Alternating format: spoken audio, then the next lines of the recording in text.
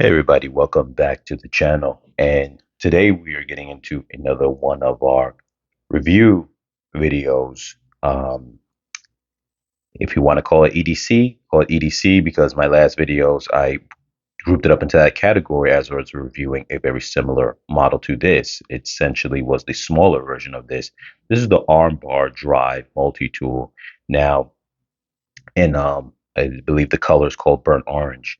Now, I've reviewed the Armbar Drive Slim before on the channel, and unfortunately, I don't know what happened with the tool. Actually, I don't know where I placed it. I have no clue how, but I lost it. Since that time when I purchased it, I actually purchased it for a very good price. It was something in the range of maybe like um, no more than $25, but I think it was less than that. And since that time, that tool has gone up. All these tools have gone up in price significantly, at least more than $10 more than that. Some of them approaching $40. I like this color. I got used to the color. I wanted the same color, and I didn't see it for a decent price. Recently, after doing some searching, I found the Armbar Drive, which is, I guess you could say, the full version of the tool, where the slim is like the partial version of the tool. I found this for a decent price. So I would say, not to say that this tool isn't worth it if you see it for the price that it is, because normally I see it kind of going for like $37, $38. But I personally feel that knowing that this tool has been available for prices in the mid to low 20s, if you can find it at that amount, then I would definitely say to do so. But I'm going to throw the affiliated link inside the description to get it on Amazon.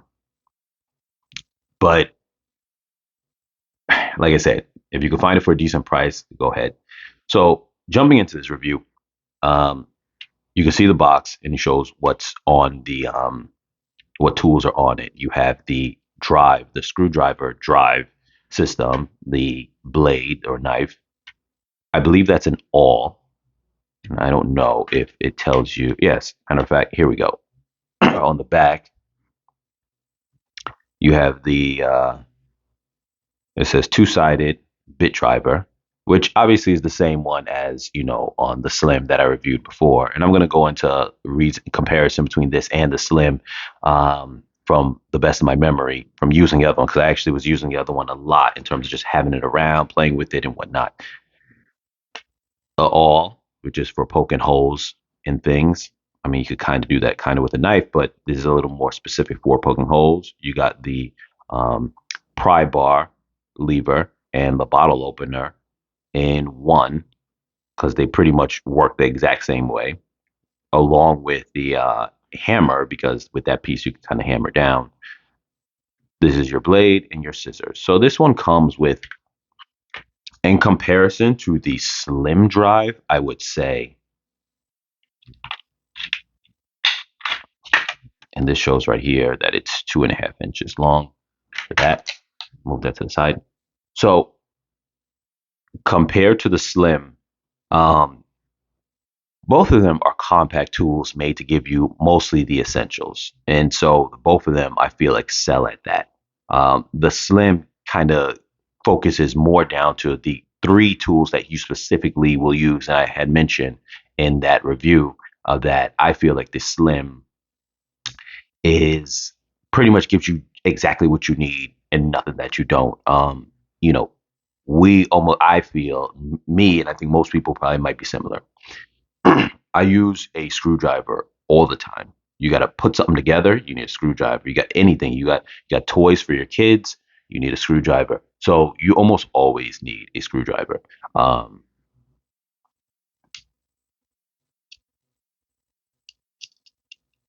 Double-sided bit. I hate when we get grease all over these things in that phase, but I guess that's just part of it. Makes your hands smell a little greasy. But we got the all over here. Don't mind it. I don't really have any fingernails. Okay. I'm just gonna quickly just show these things, and I want to really get into my thoughts on it real quick, as I already started with, but I'll continue them. This is the knife, which has a lock mechanism. This is the hammer, and this is the pry tool and bottle opener. And that's pretty much, oh, and there's scissors, which are right here. So they do kind of make it where if you had nails, you would be able to reach it without actually having to open up the other tool. Unfortunately, I don't have nails, but that normally is a good thing, that you would be able to open it up without having to open up the other tools. Now, me personally, I'm not a fan of scissors that have this mechanism. I know that's supposed to be the spring, that's, to give it retention, but in my experience, these have come unaligned from being aligned with this piece. And then what happens is, when you press on it now, it just it jumps over it. And now you can't get any kind of, leverage to actually do what you're trying to do and cut what you're trying to cut. So to me, that's one thing I don't like when it comes to scissors, and certain scissors do not operate like that.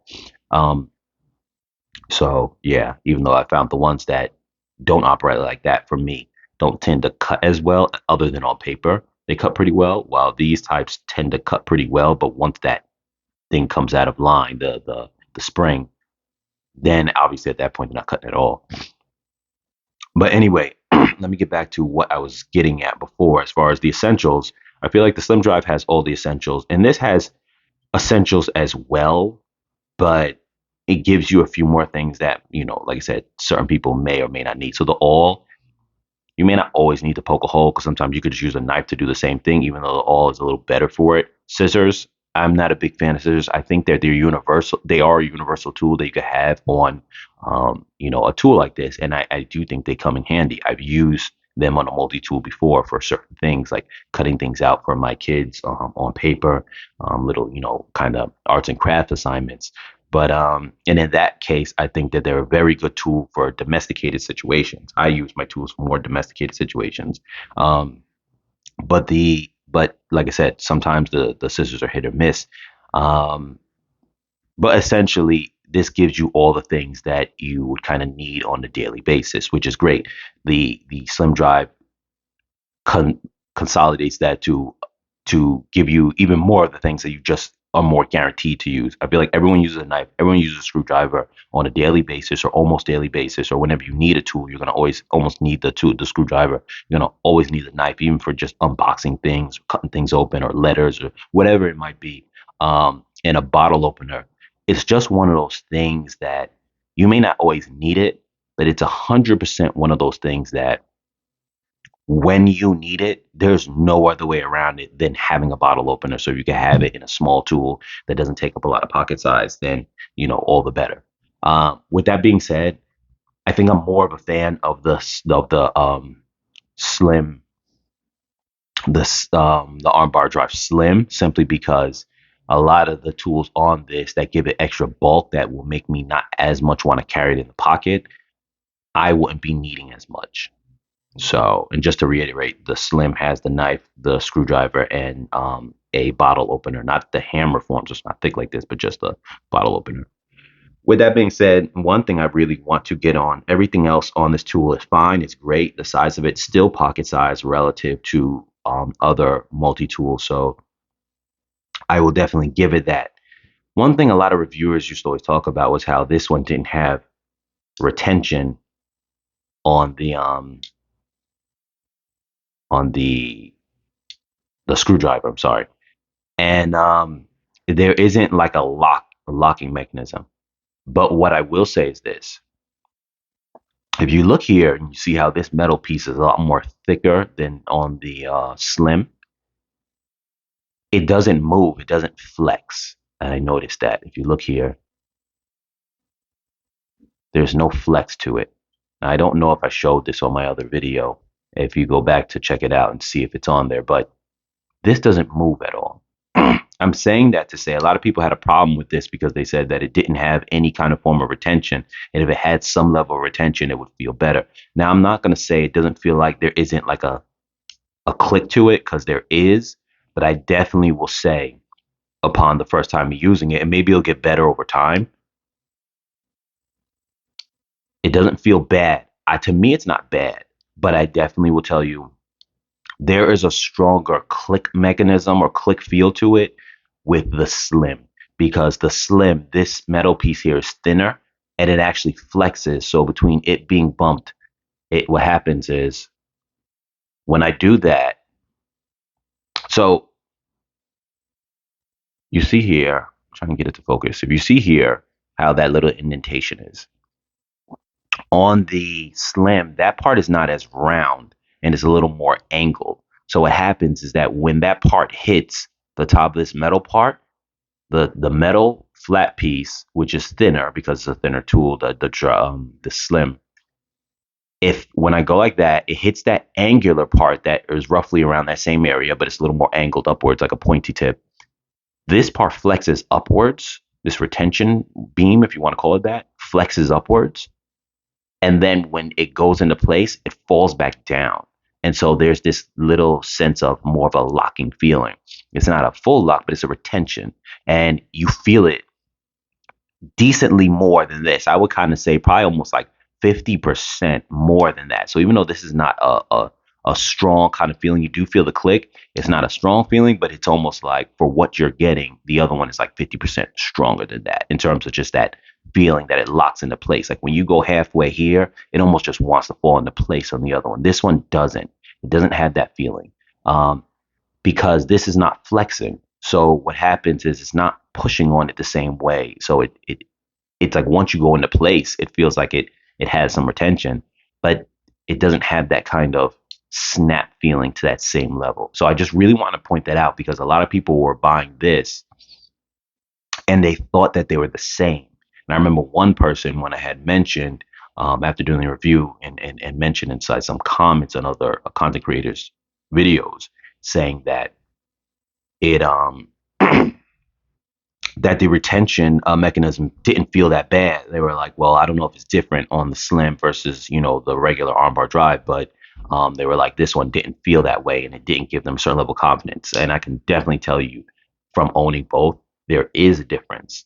And that comes with the price of you having more tools, and this is being wider and being more sturdier. It doesn't have that same flex, along with this is actually less angular at the tip, I believe, or maybe it is the same amount of angular, but without that flex. But I felt like in the other one, it's a little bit more angular there because you could see it pointing out when I was making. I'm sorry, you can't really see it. Hold on. That little curve part, I felt like on the other two was more angular, and you can actually see it. Sorry that it's coming out of focus, but you can see it pointing out. Like when you're turning it like that, you can almost see the angle. Here you can't. So I just want to point that out. But with that being said, I still think it's a great tool. I think that they both serve the same purpose. I prefer the slim simply because it's a little smaller to hold in your pockets, and I think that makes it more comfortable. But with that being said, I definitely feel that either one will get the job done as far as just a convenient tool to carry around with you. And that was the review of the Armbar Drive. Catch you guys in the next video.